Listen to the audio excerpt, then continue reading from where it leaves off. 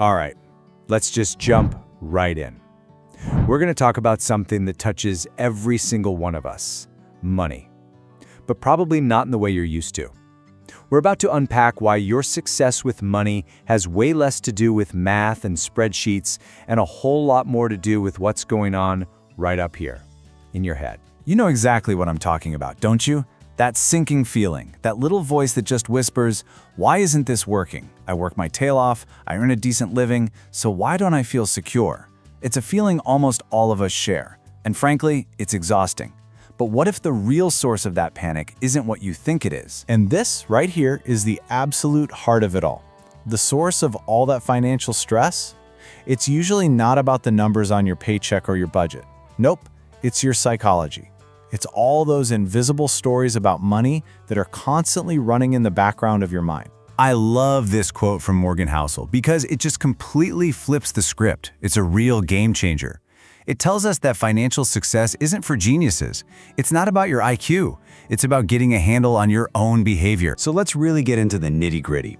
We're taught how to earn money, sure, and how to count it, but nobody ever teaches us how to deal with the fear, the greed, the social pressure, and the anxiety that come attached to it. Money isn't a math problem you can solve. It's an emotional roller coaster. And because it's so emotional, we fall into these super predictable traps, right? The market dips and we react. We panic sell. We see our friend with a shiny new car and we start chasing that same feeling of success. We copy some financial guru's advice that has absolutely nothing to do with our own lives.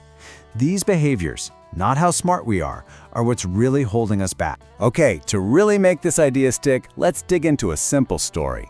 It's a perfect illustration of the massive difference between looking rich and actually being wealthy. So picture two people. First, you've got a janitor. He quietly and consistently saved and invested his modest paycheck year after year. No flash, no frills. He died a secret millionaire. Then you've got a high-powered executive, earned a ton more, lived this huge, visible, luxurious life. He died in debt. The janitor got it. He understood the game. The executive, he only understood the scoreboard. So here's the key takeaway, the thing you have to burn into your brain. Wealth isn't the fancy car. It's not the big house. That's not wealth. That's just spending. Real wealth is the opposite.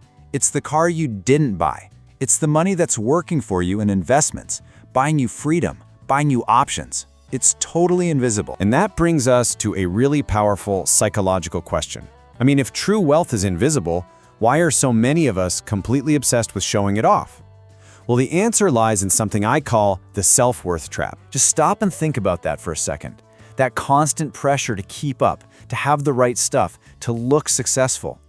Who are we actually doing it for?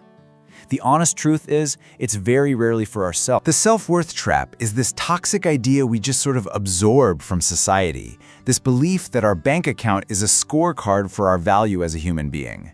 We learn to stitch our self-worth directly to our net worth, and it's a disaster. This phrase just nails it. It perfectly illustrates the real battle.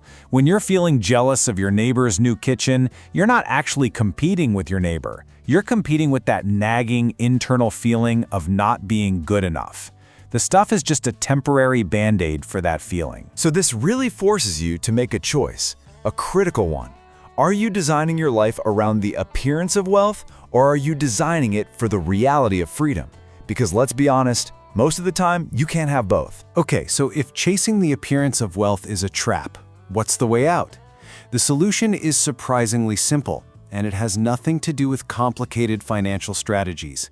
It's all about changing your goal. This is such a profoundly powerful shift in thinking. Financial peace doesn't just come from a bigger income. It comes from having smaller desires. When you need less, you have more control, you have more savings, and you have more peace of mind, no matter what your paycheck looks like. And we can actually break this down into a few practical steps. First, you've got to beat that impatient part of your brain that wants everything now. Value the long game over the short-term high. Second, learn to love the feeling of a healthy savings account more than the thrill of a new toy. And third, for the love of God, stop looking at what everyone else is doing online.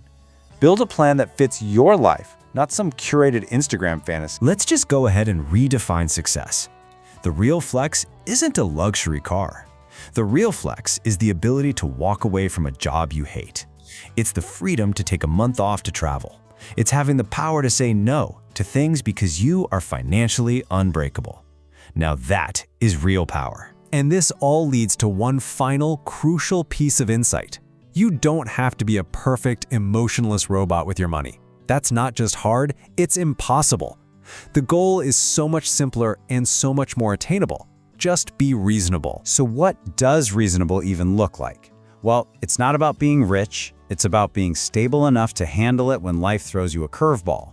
It's about feeling peaceful about your finances, not anxious. And it's about being prepared for the unexpected things that, inevitably happen to all of us. So I'm going to leave you with this one question to really think about.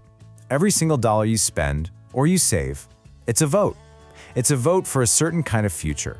Are your daily choices building a future of freedom and peace, or one filled with anxiety and regret?